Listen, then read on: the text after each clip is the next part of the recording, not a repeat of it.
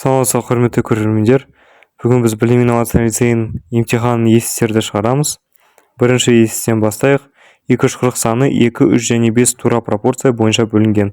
Ең кішкентай және ең үлкен бөліктердің қосындысын табыңыз. Так, мынау пропорцияның бөліктерді x ретінде алайық. Так, 2x, 3x және 5x. Так, мына бөліктерді қосқанда бізде 10x шығады. Сол бөліктердің мәні, барлық бөліктердің мәні 240 болады. Так, енді 240 10-ға бөлеміз. Бізде x-тен 24-ке шығады. Так, енді бізде сұрақ.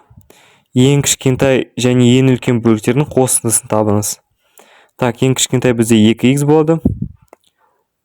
Сол үшін 2-ні 24-ке көбейтеміз. Бізде 48 шығады. Так, ең үлкен бізде 5 болады. Сол үшін 5-ті 24-ке көбейтеміз. Так, 5 20-ға 100, 4 5-ке 20, сол үшін 120 шығады. Так, енді бізге олардың қосындысын табу керек.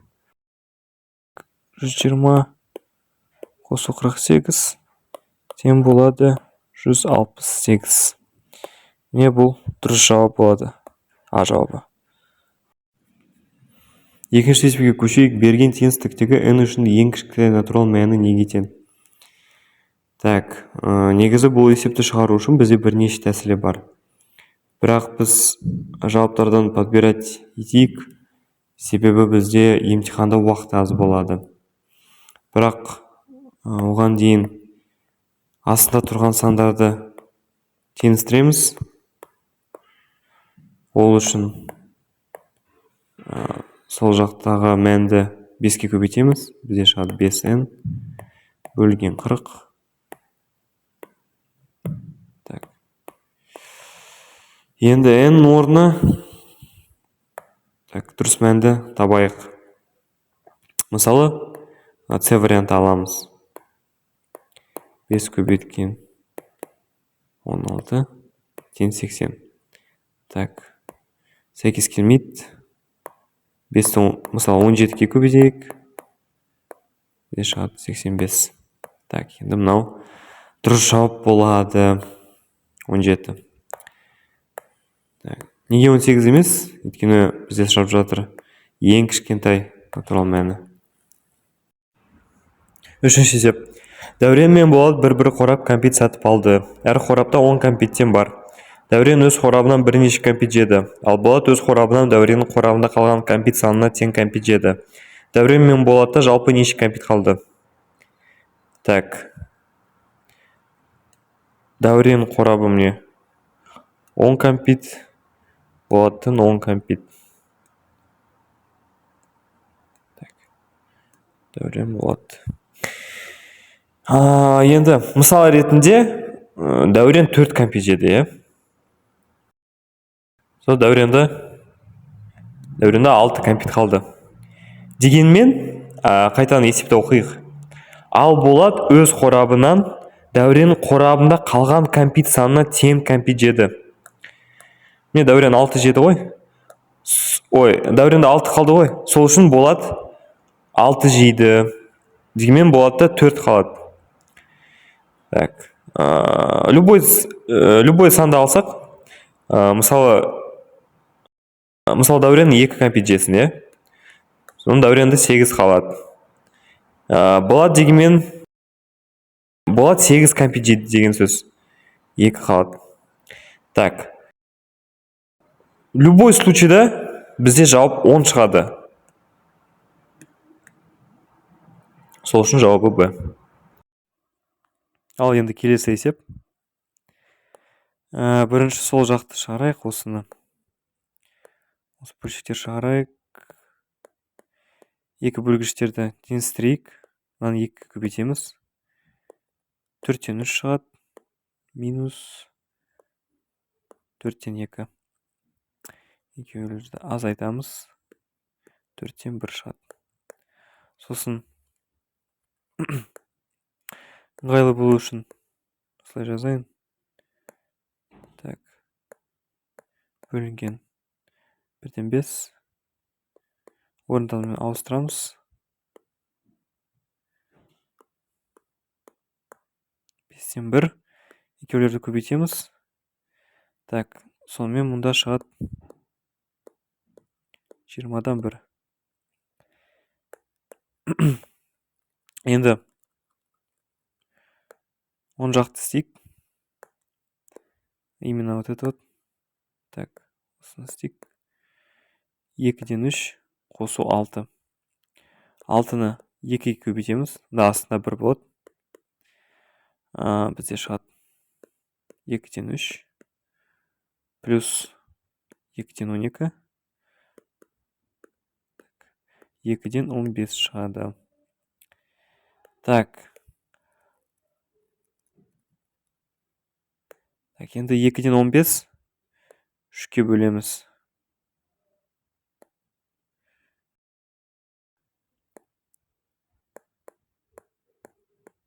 Істейік.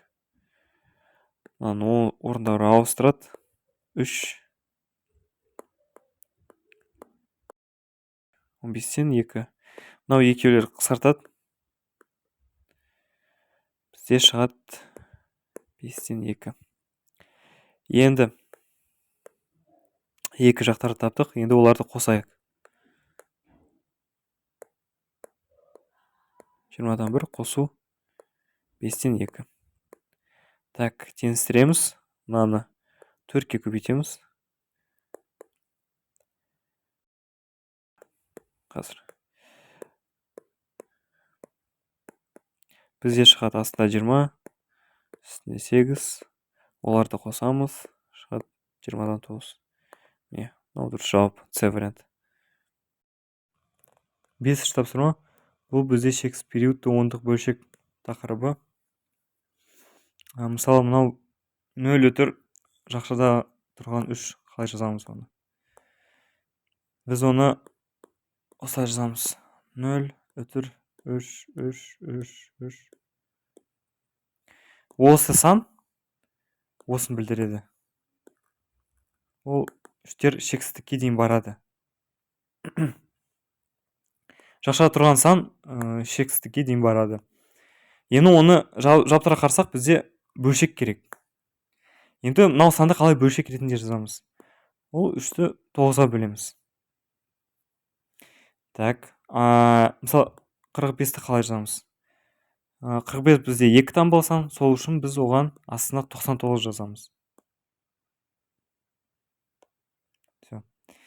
Енді осы 2 мәндерді қосамыз. Мынаны 11-ге көбейтеміз.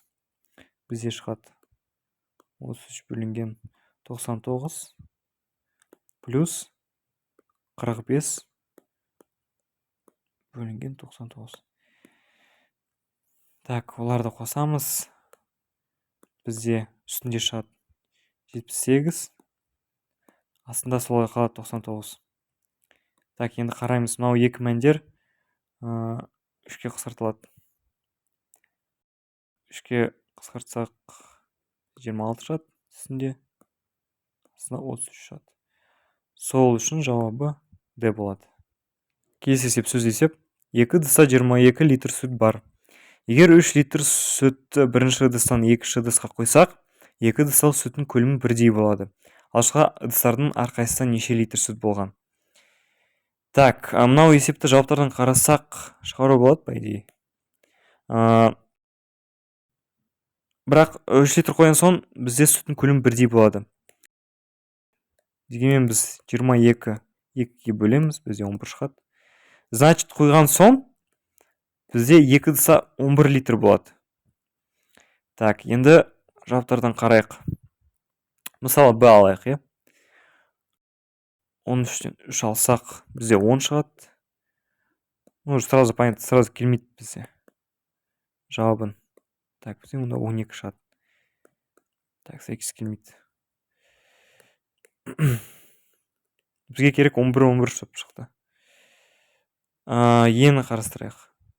14-тен 3 алайық, бізде 11 шығады. и 8-ге 3 қоссақ 11 шығады тоже. Демек бұл жауабы дұрыс болады. Е жауабы шығады. 7-ші есеп. Мысалы мынау үстіндегі мәнді шығарайық. 12 бөлу 3 4 шығады. Так, енді шатаспау үшін осылай жазайын. 4 бөлу осы 3-тен 4 орындарын ауыстырамыз. 4 көбейту 4-тен 3 қысқартамыз.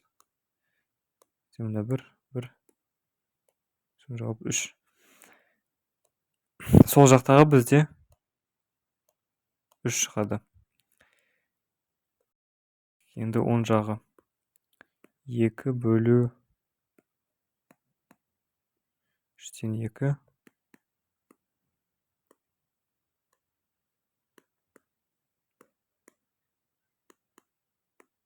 так, соңында жауап 3.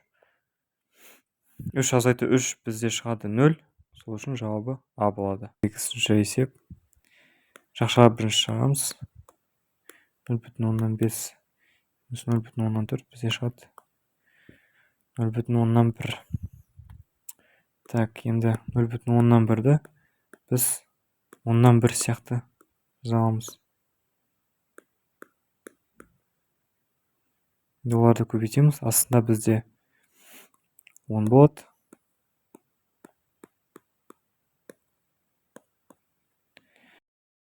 Онға бөлгенде біз осы жерге бір 0 қосамыз. Бізде шығады 0,05. Так, сол үшін жауабы бізде А болады.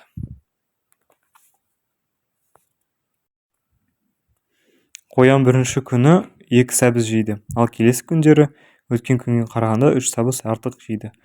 Онда ол алғашқы 7 күнде неше сәбіз жейді? Мысалы жазайық.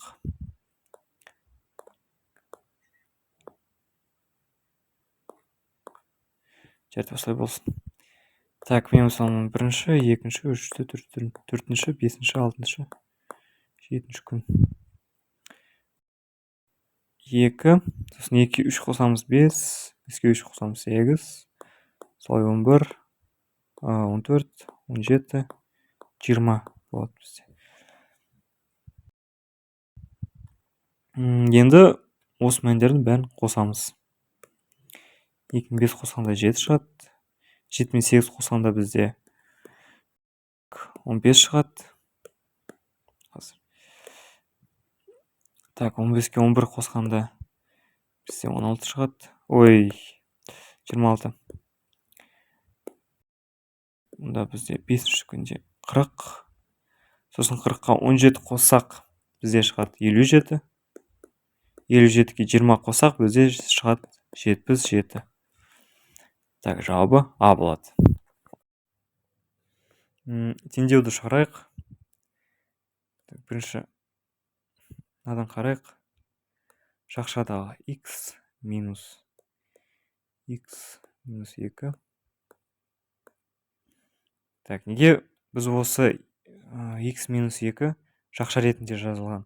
Өйткені біз оны минусқа көбейтіп ашу керекпіз. Енді минусты x-қа көбейтеміз, сосын 2-ке көбейтеміз, минус 2-ке көбейтеміз.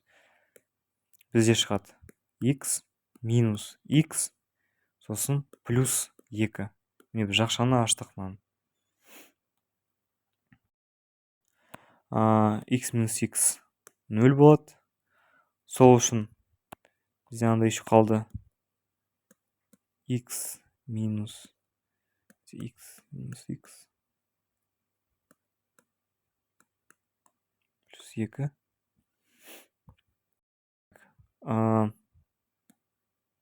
Алар кетеді. Енді минусты 2-ке көбейтеміз, плюс 2-ке. Бізде шығады x минус 2. Бірақ олар тоже жақшада. Қазір тоже жақшада болады. Так, бізде болады 5 минус x минус 2 тен 2. Жақшаны ашамыз. 5 минус x плюс 2 тен 2. Қосамыз. 7. Так, мынау 2 мәндер 7 шығады. Сол 7-ні сосын лақтырамыз.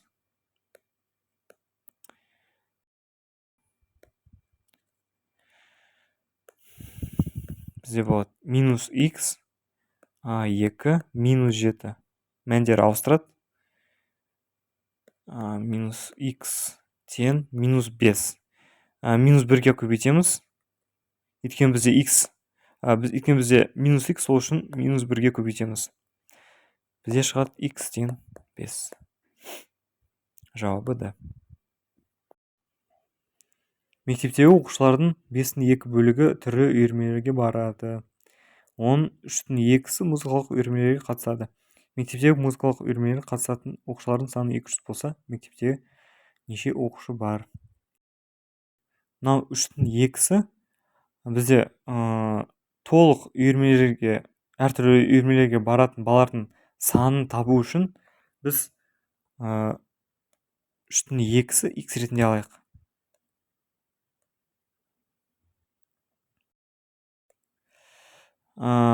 Тен 2 шығады. Мынаны лақтырамыз.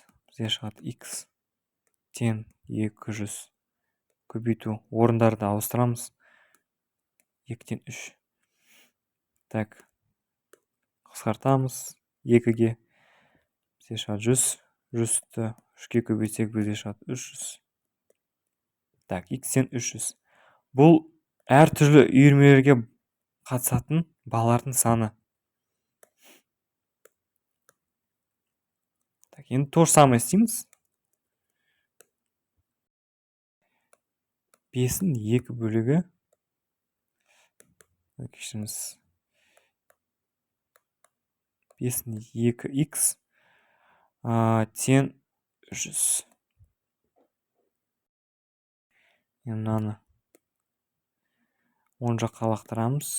Орындарында ауыстырамыз. Көбейту.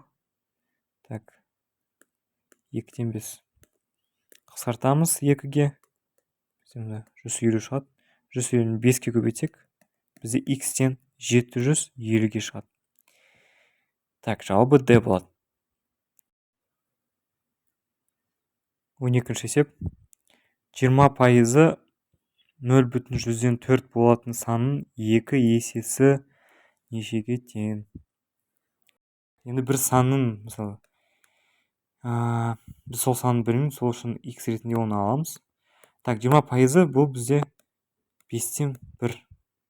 Сол үшін 5-тен 1 x бізге тең 0,4. Мынаны 10 жаққа лақтырамыз. X-тен 0,4. Мыналарды орындарды ауыстырамыз. Бізде просто 5 шығады. Көбейтеміз. X-тен 0,2 шығады. Сол белгісіз санды таптық. Енді оны 2-ге көбейтеміз. Өйткені бізде сұрап тұр ғой, 2 есесі. Оны 2-ге көбейтеміз. Бізде шығады 0,4. Жауабы D болады. 13-ші есеп. Бірінші жақшаға тұрған мәндерді шығарайық. Сол жағындағы шығарайық. 3-тен 2 минус 5-тен 4. Ортақ мән 15 болады. Бөлгіштердің. Сол үшін 5-ке көбейтеміз, 3-ке көбейтеміз. Бізде шығады 10 бөлінген 15 минус 12 бөлінген 15 тең шығады минус 15-тен 2. Так, енді мынау мәнді қазір жазайын. 10 жақтағы шығарайық. 5-тен 4 минус 2-тен 1. Так, минус 3-тен 1. Ортақ мәні барлық сандарды көбейтсек бізде шығады 30. Сол үшін ортақ мәні 30 болады. 6-ға көбейтсе, соны 5-ке көбейтсе, сосын 10-ға көбейтеміз. 24, 30 минус 15 бөлінген 30 минус 10 бөлінген 30. 24-ті 15-ке азайтсақ, бізде шығады 9. 9-ды 10-ға азайтсақ, бізде шығады минус 1 бөлінген 30.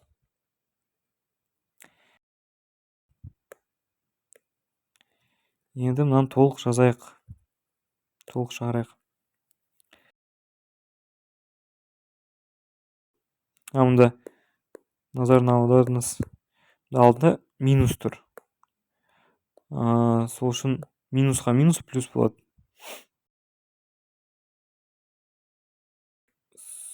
Так, 3-тен 2 плюс 15-тен 2 болады. Сосын плюс 30-тан 1 болады. Так, енді ортақ мәні 30 болады. Мынаны 10-ға көбейтеміз, мынаны 2-ге көбейтеміз.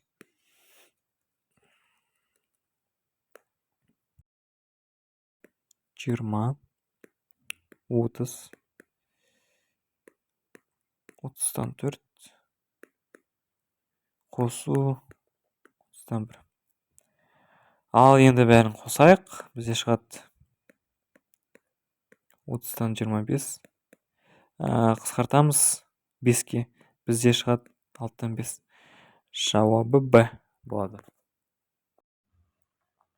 Так, соңғы есеп, логикалық есеп. Әр төрт баланың бір сүйікті жануары бар. Мысық, күшік, балық немесе құс. Бәрінде әртүрлі. Мынада жүні мақтадай жануар. Так, сразу жазайық. Жүні мақтадай тек қана мысық немесе күшік болады. Фабианда 4 аяқты. Фабианда да мысық немесе күшік болады. Так, Никольда қанатты жануар. Қанатты тек қана құс келеді. Так, Жюли туралы ештеме айтпаған. Сол үшін одан мысық немесе күшік немесе балық болуы мүмкін.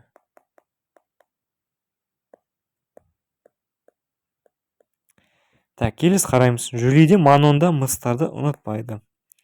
Так, Жюлиде Манонда, сол үшін аламыз оларды. Манонда күшік деген сөз. Сол үшін Фабианда мысық болады. Так, Жюлиде балық болады. Дұрыс жауаптар. Енді келесі тұжырымдардың қайсысы дұрыс емес? Так, қате болып жүр мұнда. Жаңа ғана байқадым. Так, Фабианда күшік. Дұрыс емес, Фабианда мысық. Николяда құс, дұрыс. Фабианда балық, дұрыс емес. Жюлиде балық, дұрыс. Манонда күшік, дұрыс. Так, мұнда да тоже қате жауаптарда. Мысалы, мынау С-да Фабианда мысық болса, біз А варианты таңдаушы едік. Немесе наоборот. Вот осы есепте қате жазылған, жаңа ғана байқадым, кешірім сұраймын. Так, бірақ түсінікті деп ойлаймын. Ал енді көрген үшін рахмет. Көп ризамын. Кез келген сұрақтарың болса, маған комментарий астына жазыңыз. Сау болыңыз.